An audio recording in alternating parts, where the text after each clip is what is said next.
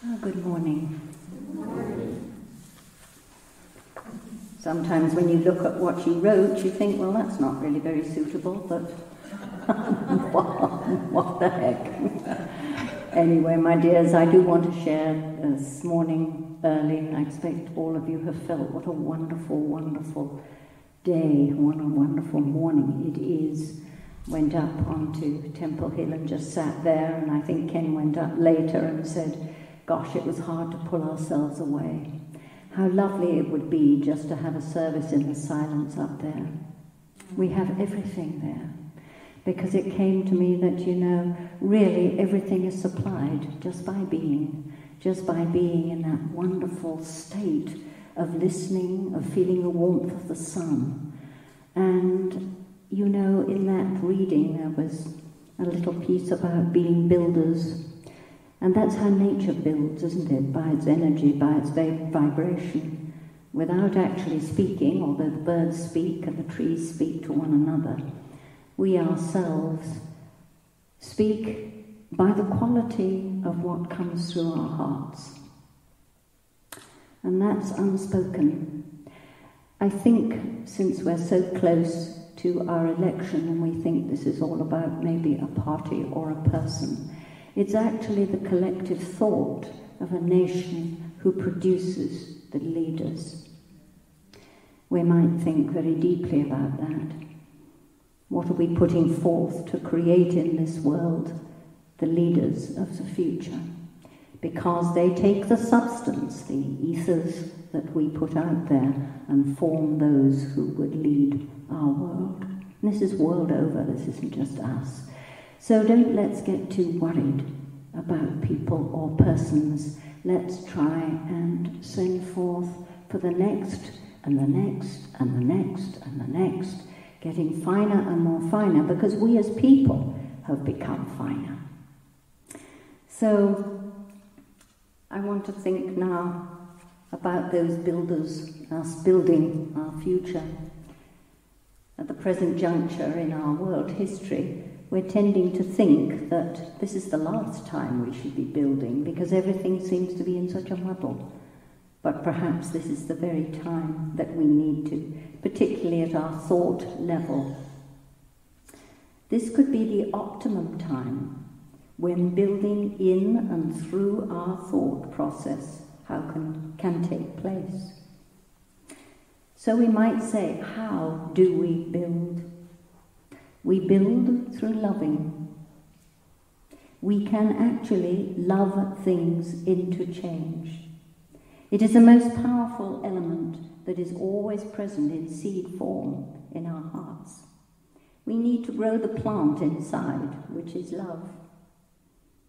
There's something very beautiful that I'd kind of like to share that I came across from all my piles of little notes that sits in buckets and boxes. This was evidently a letter written by the Master Hilarion to a 13-year-old child, and I will quote, "If you would but practice loving, you would make yourself into a fountain of healing energy, where others could drink the balm that heals the pain of the soul. For it is love, only love, that can heal all levels of the human being. Remember also that the earth needs your love. Not only is the earth a living, thinking, feeling entity like yourself, but she needs the love and the thoughts of the human race in these dark years, as she has never before needed anything. You, each of you, can be amongst the growing number who realize the mother planet is suffering. In your prayers, in your meditation, send her your love and your thoughts.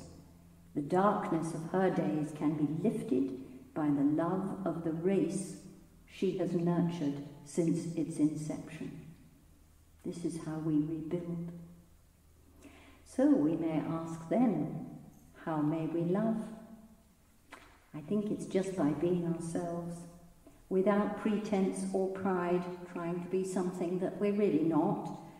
It's enough just to acknowledge that we're a child of God. Very simple, trying to be as kind and as simple in our ways of living as possible. You know, we're made of love and made to love, and each of us is a wonderful, interconnected cell of the whole. This love is light, and as White Eagle says, by sending out the light from your heart, you are increasing the light of the whole world. We remember the words of the Master, I am the light of the world. You know, we are part of that I am, which is all love. In our reading, we heard, you must accept day by day the presentation of your own creation. That's an enormous thing, isn't it? To accept day by day the presentation of your own creation. That's what we're seeing in the outer world, and that's what we can really, really do something about. Accept, accept, accept. Be thankful for the opportunity that this life on earth gives to you to stimulate the growth of that divine spirit, that light within you. Now, I would like to share a story about acceptance. And actually, one evening, Ken was telling me about it, and I said, oh, do remind me of the story. He said, oh, I can't remember. And so part of it's made up. But what it is, it still ends with what we're supposed to be getting or gaining from it. Anyway, I shall attempt it. In a remote monastery, hidden in the mountains, lived a monk. Very rarely did he encounter those from the outside world. But on occasion he did, as food was brought into the monastery by the local villagers. Now, some time after one of those visits, a young pregnant woman requested audience with the abbot and told him that this particular monk had broken his vows and that he was father of her forthcoming child. Although there was absolutely no truth in this, the monk did not protest, accepted what was said. He left the monastery to become husband to the woman with whom he lived for many years. Now, one day, the wife became totally disenfranchised with her husband and told him to leave and never return to see his family again. He accepted. He left his home and his children without a word. Many such incidences followed in his life through no apparent choice of his own. So many things that he held dear were taken from him, and he accepted without protest. Now, after long, long years out in the world, the monk returned as an older man to the monastery, where he met and was welcomed by the kind and gentle and very much aging abbot, who greeted him with the words, "You have passed every test, and now may be brought before the Master, purified and ready." Now that brings up a lot of questions, doesn't it? The right to speak one's mind, the right to protest what happens in the life? Or is this life so programmed by us prior to coming in that when something happens that we're not particularly comfortable with, do we then accept? I'm not providing an answer because I don't have one. It's going to be up to each one of us. But it seems the way of the truly evolved soul would be to recognize the hints and the nudges, perhaps, and just follow the heart, regardless of what anybody else thinks. It's going to be a very elevated soul who's able to accept, perhaps, what others might consider the unacceptable. But it's something we can all think about, isn't it? When things happen in the life that aren't always comfortable, very uncomfortable to live with. How do we choose? Each day will be a result of what we have created yesterday, and many, many yesterdays before that. And it's all about learning cosmic truths, isn't it? I came across a lovely piece from White Eagle where he said karma is simply a process where we learn cosmic truths. So the truth of life comes through the nudges and the pulls, not because we have been bad children. It's because within our heart we say, I want to go forward. So give me something that's going to be really tough. And maybe I'll be great enough to move through it. It's a lovely uncovering of the heart, isn't it? Through love, the acceptance of divine law.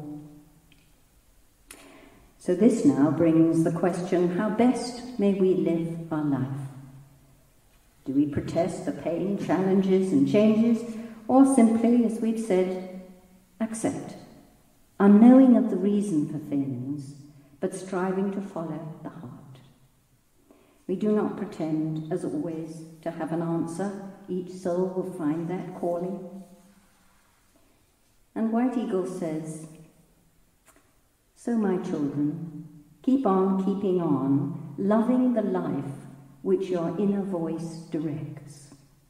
Kindly, lovingly, giving help where you can, giving love and sustenance to this great work of illuminating all life.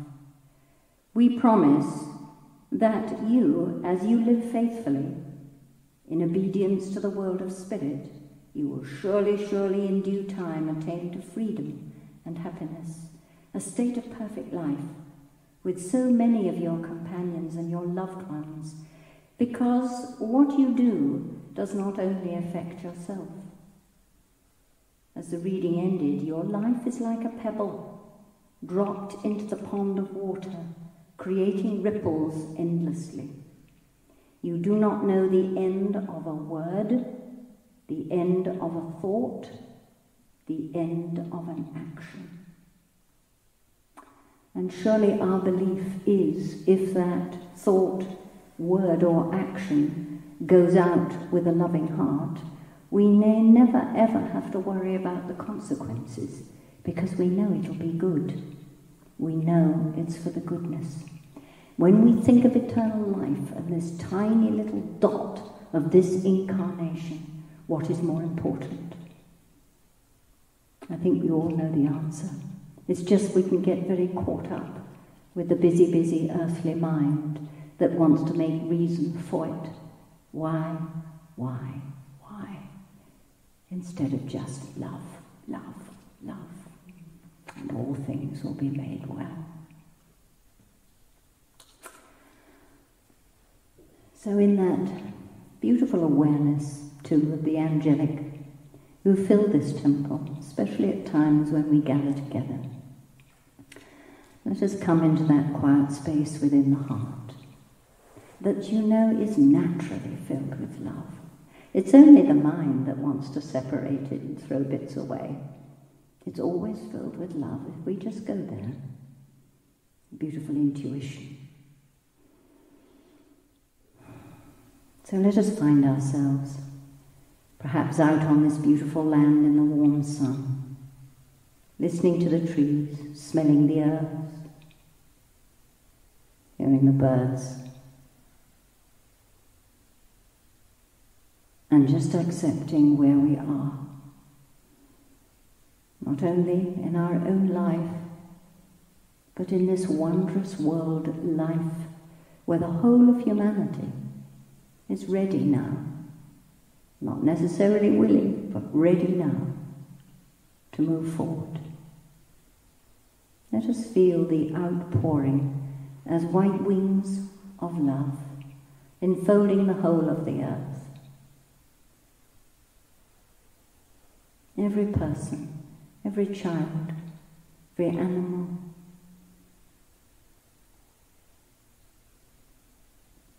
every crystal, stone,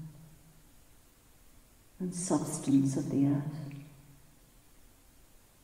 Just an allowing to be bathed in this beautiful love which heals all things. So in the moments of silence, let us open ourselves to this Christ love, to the beauty of the oneness which we share with every particle of creation.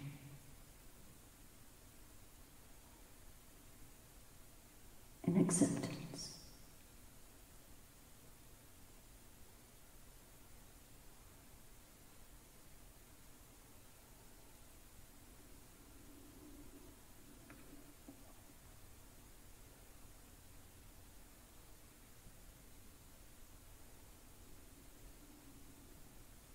together. We let the light shine